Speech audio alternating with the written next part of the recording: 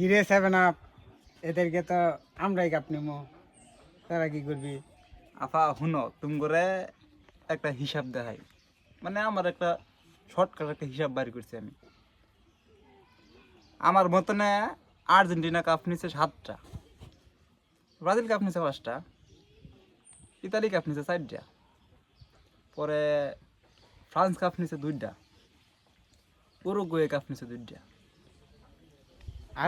Argentina তোমার প্রশ্ন থাকতেই পারে না যে আর্জেন্টিনা তো কাপ তো 7টা নেয়, আর্জেন্টিনা কাপ নিচ্ছে 3টা, তাহলে আমি অনুকমু যে আর্জেন্টিনা কাপ 3টা নেয় 7টা নিছে। কারণ তুমি খেয়াল করে দেখো ইতালি কাপ কয়টা?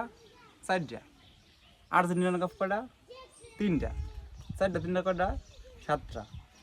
তো না সেই ক্ষেত্রে না ইন্ডিয়া আবার আর্জেন্টিনার যে সাপোর্টারগুলো আছে এটি কিন্তু ইতালিরা কি মানে আব্বা মানে, মানে তোমরা যারা আছো তোমরা কিন্তু ইতালিরে আব্বা মানো। সেই ক্ষেত্রে পিতার মানে যা যা সম্পত্তি আছে সেগুলো কিন্তু উত্তরাধিকারে যা আছে সব কিন্তু পুত্ররাই পায়, মানে পোলারাই পায়। সেই ক্ষেত্রে তোমার কাপ কয়টা হয়? 7টা। মানে ওই ক্ষেত্রে তোমরা আঙ্গুর দিকটা আগে আছো, এবার নিলে 8টা